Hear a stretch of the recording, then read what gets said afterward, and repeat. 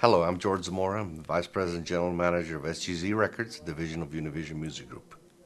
We're at Miami, Florida, at the SGZ Records headquarters, basically just listening to music, making things happen.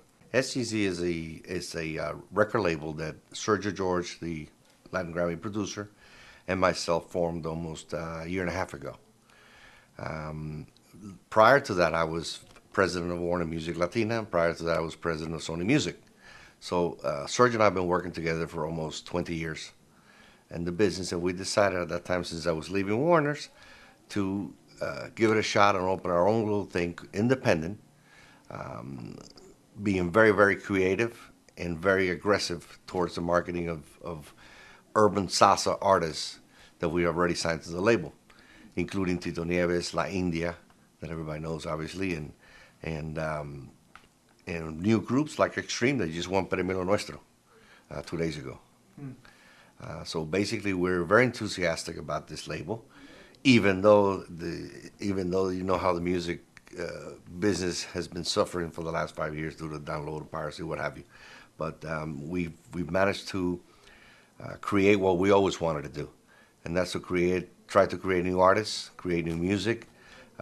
We're trying to do a fusion of musically, a fusion between reggaeton and salsa. We're actually the first ones to do that, with a hit that we had last year between Tito Nieves and La India. And now we're just finished recording actually Andy Montañez, which is the famous or the number one actually lead vocal of El Gran Combo of Puerto Rico, which is a great salsa band that everybody knows around the world, years ago. So we took him and put him together with the reggaeton superstars like Voltio, Daddy Yankee, and so on. And that's what's coming out now at the end of April. Well, basically, I'm in charge of the SGZ Records operation daily. I'm in charge of responsible for the financing of SGZ Records, along with Univision Music Group. I sign artists. I sort of develop artists along with Univision with my marketing people. A little bit of everything. We do a little bit of everything here. We don't have the let's say, what do you call it, the fortune to have a staff of 30 or 40. It's a very small company, but we do it all. We do a little bit of everything. Everybody gets involved here. We all love the music business. That's all we've done all our lives, and we're trying to make it happen. We're going to make it happen. We were focused solely on Latin music at Sony and Warner's. It's just that sometimes the way the business is today, by having an independent arm like SGZ Records is of Univision, it gives you more flexibility to act quicker to the marketplace. In today's business, you have to, let's think 6 months ahead. Just not think in the past who did the last record, but let's try to get the next one, because years ago, to be honest with you, in the Latin business, it was more about building long-term artist careers. Today, it's not that way anymore. You gotta be able to get the next hit, and it's very song-oriented. It's very lyrically oriented. Styles change dramatically. Music changes dramatically. So by doing it the way we're doing it, it gives us a little more advantage and more flexibility to be able to react to the marketplace quicker. I started in the music business with a gentleman that probably before you guys were born. His name was Henry Stone. Henry Stone was a leader in the music in the 60s and 70s. He ran an operation called Tone Distributors, which was the biggest distributor of music in the Southeast United States. That became later on a company called TK Productions, where Harry and the Sunshine Band came out of, Betty Wright, a lot of R&B super hits came out of TK Productions. And that's how I started in the music business, and actually the domestic American side of the business. From there, I went to work for RCA Records, where my last job at RCA Records, I was a sales manager for RCA Records in the Southeast of the United States. And then from there, I went into the Latin business. Then I actually opened the RCA US Latin branch in the United States. Moved from Miami at that time to New York. So I worked in New York, And then from there, I went to CBS, then became Sony, Sony to Warner's, and Warner's to here. So I've been all my life since I was 18 years old. You just, you got to take risks. You got to move with the flow, and if the opportunity knocks, and you want to do it and you can do it, I think everybody, in those days had opportunities, and either you took the opportunity or you didn't take the opportunity. But if you love the music business and you knew what you were doing, and you learn a little bit every day, and I'm still learning. Okay, that's how you get to running these companies. It's not an impossible thing to do. It's just a matter of staying focused on what you want to do as your career. And those golden years of the music business, I happened to be fortunate enough that I was involved in it. I've always enjoyed the music business. I started in the bottom of the music business.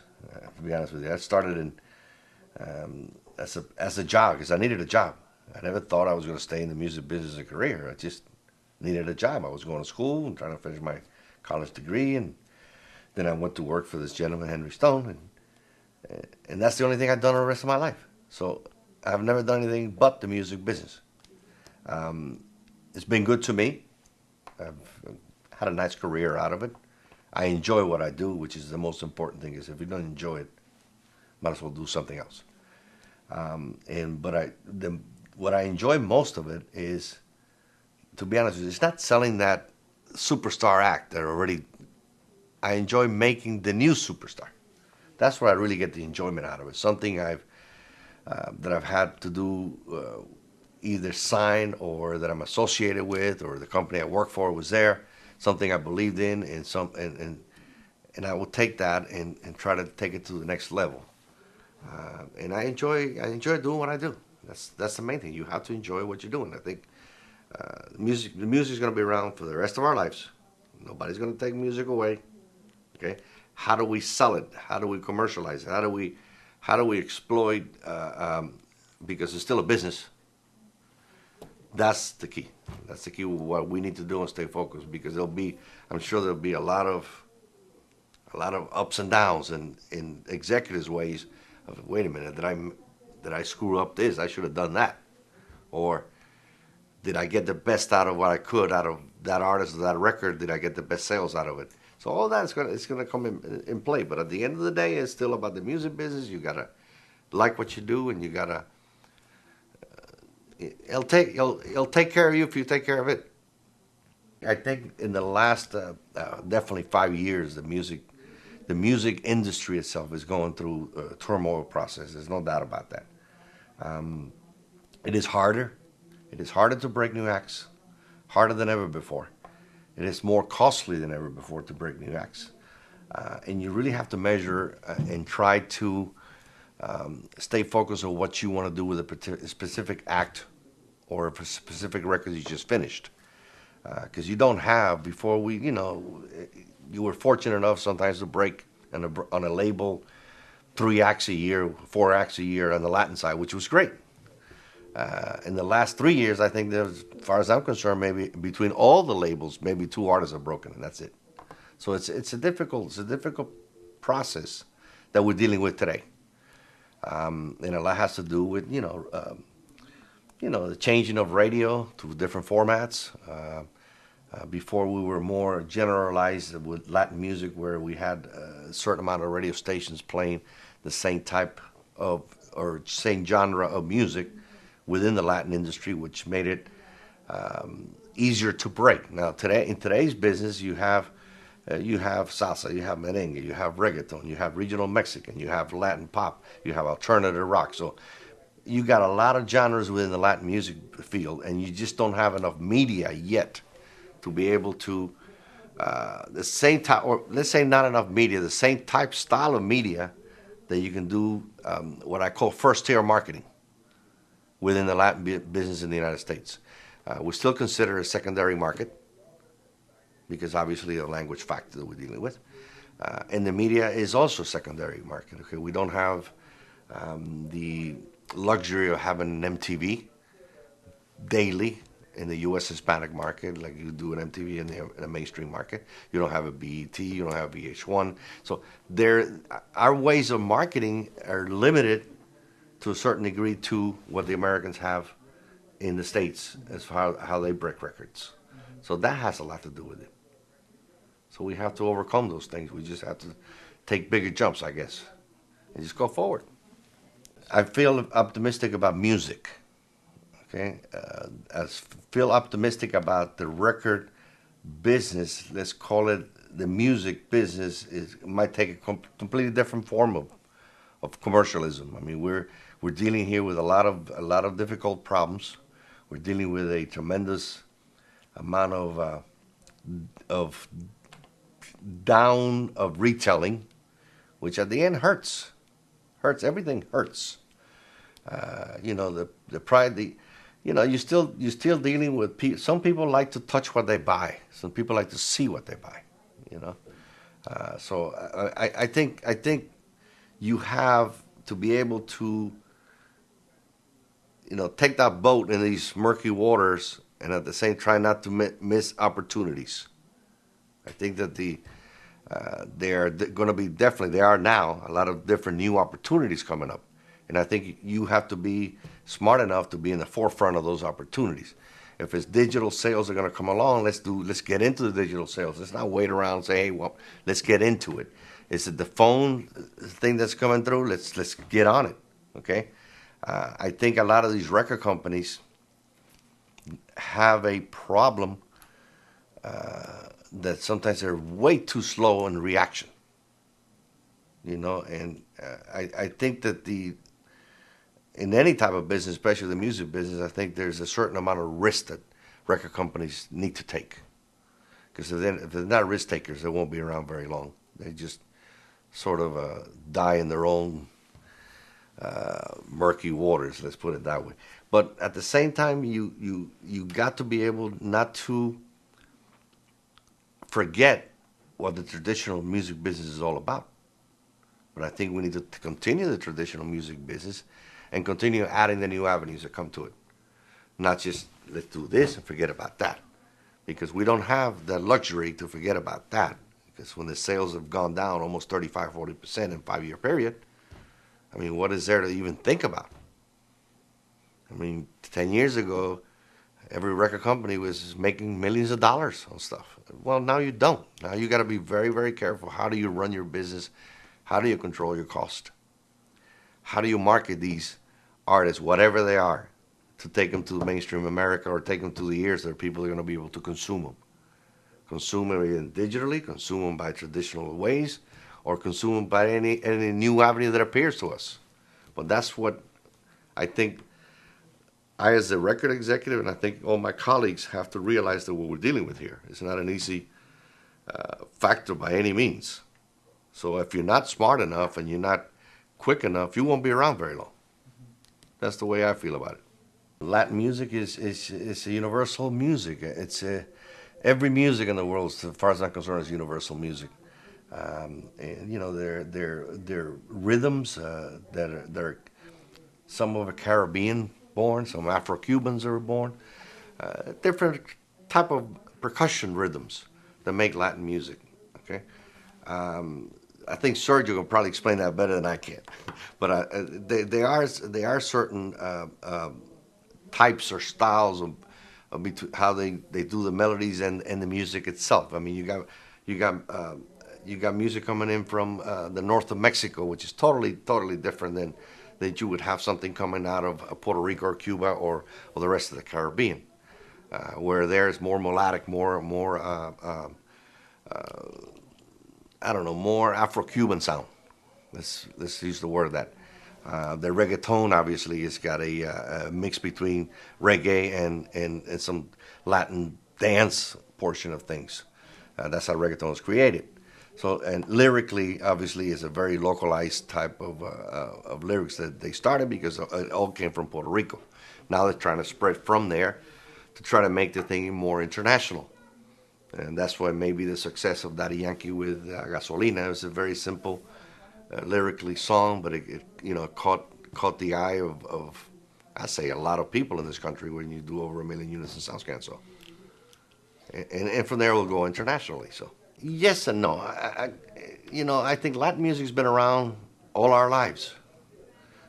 It's just, I remember when Gloria Estefan came out with Conga. Well, that wasn't the last 5 years. That was 15 years ago. So, huge. Basically huge. Before that, Julio Iglesias came out. Before that, I can go on and on and on and on. So, it's not that in the last 5 years. I think Latin music has been here all the time, since the 40s. The Mambos, the Xavier Cugat. I mean, on and on and on and on. It happens that one particular sound or artist happens to break through mainstream America over a certain amount of period. If you look at 5 years ago, well, you had two artists that broke very quickly, Mark Anthony and Shakira. But that was 5 years ago. Then now you're talking about Daddy Yankee. That's 4 years later or 5 years later. And maybe next year it'll be two other people. It goes on and on. It happens to all grab in one particular time. We say, hey, Latin music is exploding. No, Latin music has been there. It's just that you might go 2 years when nothing's happening. And all of a sudden here comes Joe Blow. Boom, hits mainstream America. The group from Spain did maybe 8 years ago, Macarena. Never had another hit here in this country, but had a hit. So, and it goes on, talking about Herb Alpert, it goes on even through Herb Alpert's years. The Tijuana Brass and what Herb did with that and that. Herb is, as a matter of fact, one of the people that love Latin music. Is the way he actually played when they started A&M Discos, A&M Records. I remember I was at RCA Records then. I used to distribute his product. And he loved to be in every recording session, doing his horn with Jose Quintana, who was one of the producers, and Jose Bejar used to work there, for a fact. So it goes on. It goes on. It's not just exploded now. It exploded years ago. And it will continue to. That's what I feel. I think technology-wise, it depends on the age that we're gearing our music towards. It depends on the genre of music. Okay, if you're talking about urban music, urban with a little taste of tropical music, I think the internet it's one new way of marketing. Okay, I feel that it depends on the age of the artist we're trying to promote. That's very, very important, extremely important of how we market that particular piece of product that we're trying to market. So I think before we even spend dollars on or talking about how do we market this and how we market that, we need to find out what is it we're trying to market. Because if I go and spend, for example, let's say on an older demographic type of an artist, I don't want to names because everybody gets pissed off when you tell them about names, but that has an age group of 35 to 50. Well, I don't think that will be an artist that I will put a lot of money behind the internet because it just won't work. But definitely the standard radio, especially the top 40 type older format, the is easy listening, what we call easy listening here, is a type of marketing that you would concentrate your efforts towards on that particular artist. If you're talking about an urban artist like Daddy Yankee or Voltio or something else, or Extreme, that group that we just had, the Bachata group that we just have. Well, those are coming from the streets. Those are coming from kids listening to internet, playing off the internet. Probably 3/4 of them downloaded already. So we need to be able to be, again, flexible enough to play around with our marketing dollars to be able to get the most out of our return of what we spend. And that's the key, I think. No different than the American market. Well, especially in the Hispanic U.S. market, it's very complex. People think, oh, it's a Latin music. Well, it's actually the more complex of all the countries in Latin America, because Latin America, their primary marketing is Hispanic. So American music's secondary. Well, it's the same way here. We're secondary, and American music's primary. Okay. The problem we have here, as it gets more complicated, is that we actually have 5 different cultures and 5 different countries in one marketplace. If you look west of the Mississippi, 99% of it is Mexican. You look into Miami, Puerto Rico, New York, it's more of a East Coast, urban, traditional salsa merengue type of music. You look overall, and what we're trying to do, let's hit the home run with the pop artists. But those pop artists are very difficult to be able to A&R, the word A&R, pop artists from the U.S. Hispanic to the rest of Latin America. Don't ask me why, but it happens. Okay, you might have, over the 10-year period, you might have 4 or 5 artists that hit it big here and spread quite well to Latin America. Mark Anthony is one of them. But for every Mark Anthony you put from the U.S. Hispanic market towards the international pop market, they'll have 10 of them. And most of the pop, and I'm talking about pop genre only now here, I'm talking about the Juanes of this world. I'm talking about Shakira's. Shakira came from Colombia. Juana comes from Colombia. There's a tremendous amount of pop artists that come out of the Mexico City itself. And there's a numerous amount of pop artists that come out of Spain.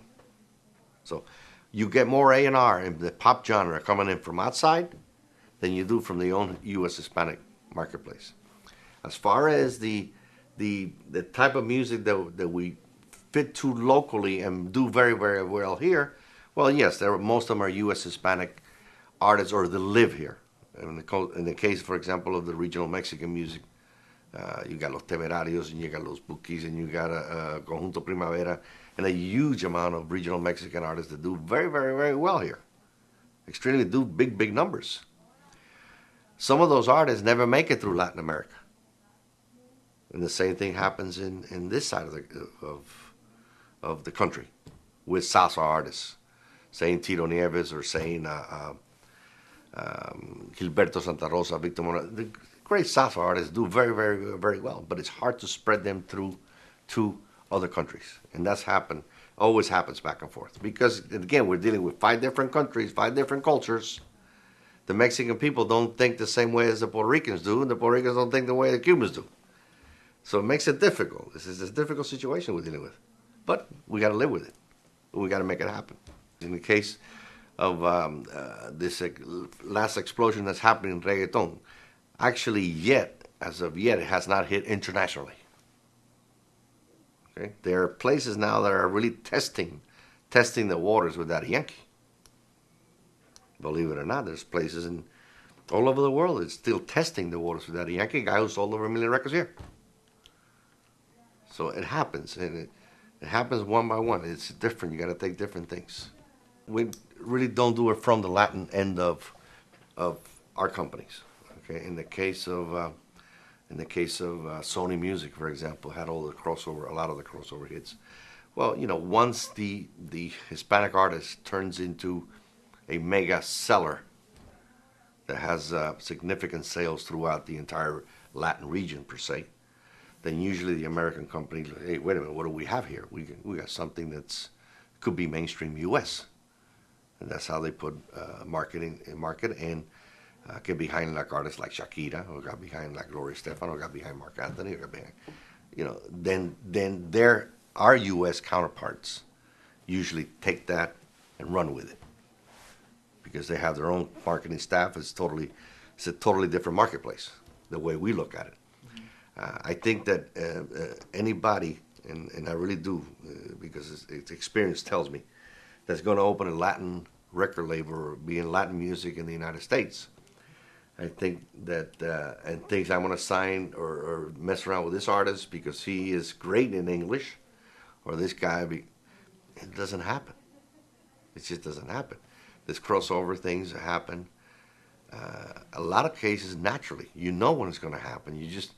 There's no magic wand say you are going to be that. It just does not work. It's the street tells you when it's going to work. It's not the executives, not the money we put in marketing. If it's not accepted at the street level, I don't care what you do, it ain't going to happen. So you got to be fast enough to realize and know what's out there. Hey, I'm getting a buzz from here. who's buying this stuff? Are the young Hispanics that maybe don't speak Spanish that well, who also buy Puff Daddy or buy. So we got to know those things. The record companies got to know those things, and that's how you get your mainstream records. It doesn't. I'm not just signing this guy and this guy's going to sell a million records in the U.S. It doesn't work that way. It just doesn't work that way. You have to make them successful at the U.S. Hispanic market in America. But again, quote, Hispanic market. There's such thing as it's like the country market. Well, you're successful in their country market. You're successful in the U.S. Hispanic market. Then we'll talk about Latin America.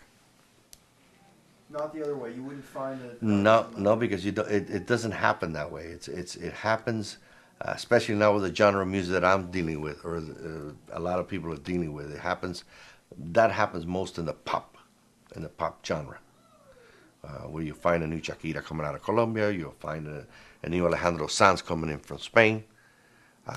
They're huge in those countries, by the way. Before Alejandro Sanz broke in the United States, he had sold 2 million records in Spain. So it usually comes with that, big major push from the country that originated and signed that group. That's how it usually works. Maná, for example, was huge first in Mexico before it broke in the States.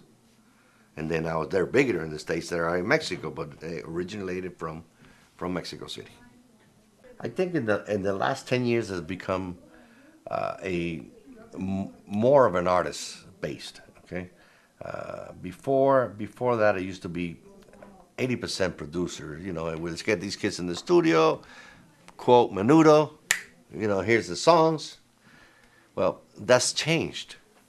I think what we're looking for, Sergio and I are looking for. Even though, thank God, I have to be partners with one of the 7-time Grammy winner producer, which I respect very much. But he is also very open-minded, where he wants artists that have, first of all, natural talent. That's what he calls it, first, natural talent. And try to, they got to be musicians, number 2. Second, musicians. And third, hopefully, that they're singer-songwriters, that they do their own thing. Because, it's becoming harder and harder. Hey, let's take this song, you sing it and make a hit. Well, people don't want that anymore. People want artists. People want, the big ones are incredible artists. And that's what they want. Something that they believe in. Something that, it's not because I got a #1 record on radio, and I might sell, a certain amount of units. If I don't have those qualities, it's very hard to come back and continue the success that the first one had. But if the person that you're dealing with is very naturally talented, and is a singer-songwriter, and is a musician, has all the tools, well, usually you have a better chance to come back with a second and third album, to make an overall artist around the world. And that's what we all look for. The way technology is today, the computer world out there, it really doesn't matter where you live. I mean, it's obviously you want to live where the musicians, the producers, the ambience of Latin music is. That's, you got 2 or 3 places around the country, Los Angeles as much as Miami, Puerto Rico, for example, or New York City. I mean, those are our bases of Hispanics, Hispanic cultures, and Hispanic musicians, and Hispanic producers, and the artists themselves. So you should be, or try to be, around there. Doesn't mean, later on you could live in, I don't know, Idaho or somewhere. People won't go to Idaho to listen to Latin music, but as an executive, or as a you should try to stay within the boundaries of what everybody's at, because that's where the music's coming out of.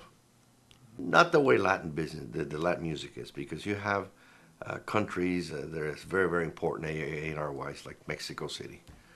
And I'm not talking about the north of Mexico. I'm talking about Mexico City. Mexico City is more pop culture than the north of Mexico. North Mexico is all regional Mexican music that it's more suited towards the south of the United States, the Texas and California area, close to the Mexican border.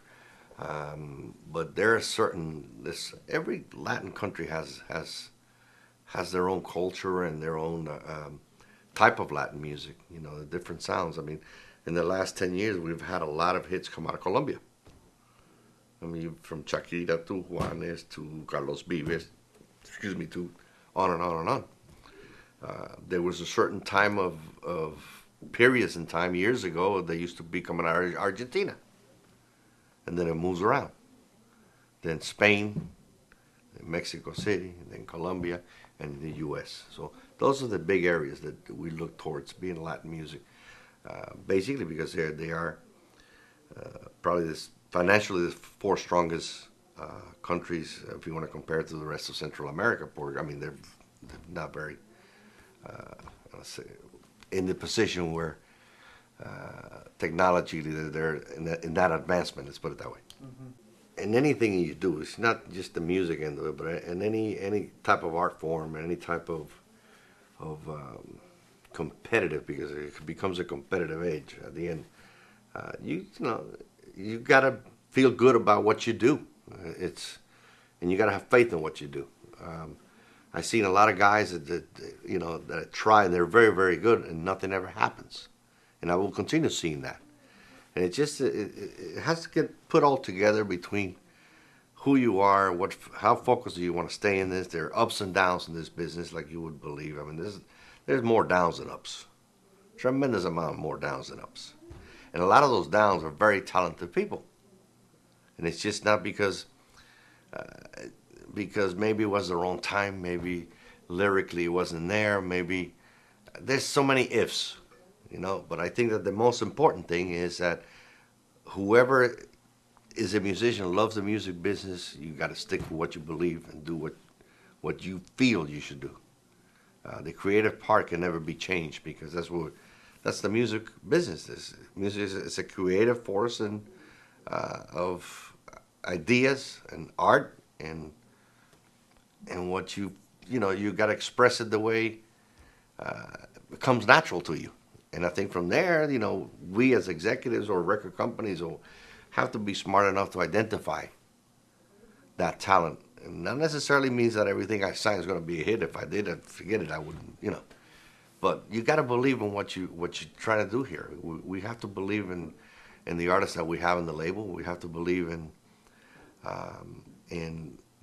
taking them to a certain degree that we can take them to, and try it. Doesn't mean necessarily always works, but we're going to give it a shot. Let's put it that way. If we don't, we shouldn't be here.